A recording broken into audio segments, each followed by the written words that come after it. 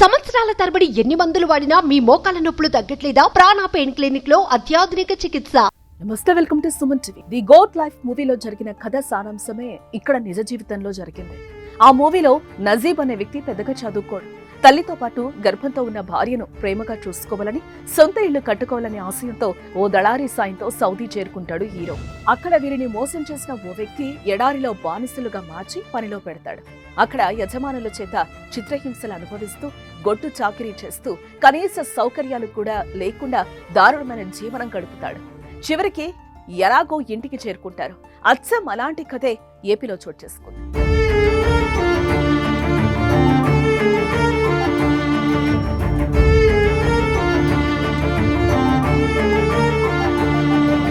అన్నమయ్య జిల్లా వాల్మీకిపురం మండలం చింతపర్తికి చెందిన శివ ఉపాధి కోసం కువైట్ వెళ్లాడు. అయితే అక్కడికి వెళ్లిన తర్వాత చెప్పిన ఉద్యోగం కాకుండా ఎడారిలో పడేశారని ఆవేదన వ్యక్తం చేశాడు. ఎడారిలో పశువులు, కుక్కలు, బాతులకు ఆహారం పెట్టడానికి, వాటికి సపర్యలు చేయటానికి ఇక్కడికి తీసుకొచ్చి పడేశారని రోధించాడు. కనీసం తాగడానికి నీరు కూడా లేవంట. మోటార్లు, జనరేటర్లు పనిచేయటం లేదని చెప్పినా ఓనర్లు పట్టించుకోవడం లేదని, 2 కిలోమీటర్లు నడిచే చెట్లకు నీళ్లు పోయాలంటూ వీడియోలో వివరించాడు.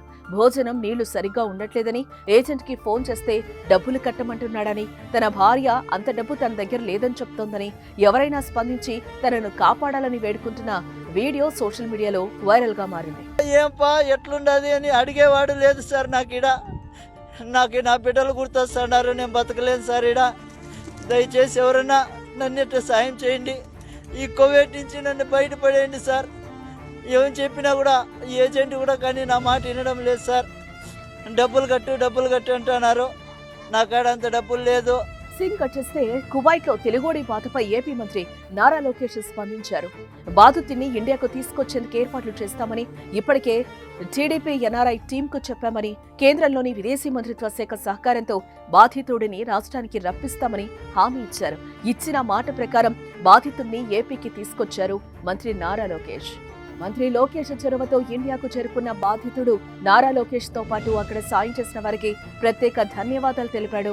తన జీవితం ఎడారిలో ముగిసిపోతుందని అనుకున్నానని, కానీ మంచి మనసుతో మంత్రి నారా లోకేష్ సాయంతో ఏపీకి చేరుకోవడం సంతోషంగా ఉందన్నారు. ఇట్లా ఎంబెస్సీ వాళ్ళు, ఇట్లా నారా లోకేష్ బాబు గారు నాకు ఈ కువైట్లో ఎడారిలో ఉన్న మనిషిని తీసుకొచ్చి నాకు ఇంటికి క్షేమంగా ఇండియాకి పంపించినందుకు వాళ్ళకి, వాళ్ళ కుటుంబ సభ్యులకి, ఇక్కడ పనిచేస్తున్న వాళ్ళకి, నాకు సాయం చేసిన అన్నగారికి, ప్రతి ఒక్కరికి కూడా నా మనస్ఫూర్తిగా ధన్యవాదాలు తెలియజేసుకుంటూ ప్రతి ఒక్కరికి నేను ధన్యవాదాలు తెలియజేసుకుంటున్నాను సార్. తాను జీవితాంతం లోకేష్ కు రుణపడి ఉంటానని వేడుకున్నాడు. ఇక ఈ విషయం తెలిసిన వారు మంత్రి లోకేష్ ను పొగడ్తలతో ముంచెత్తుతున్నారు.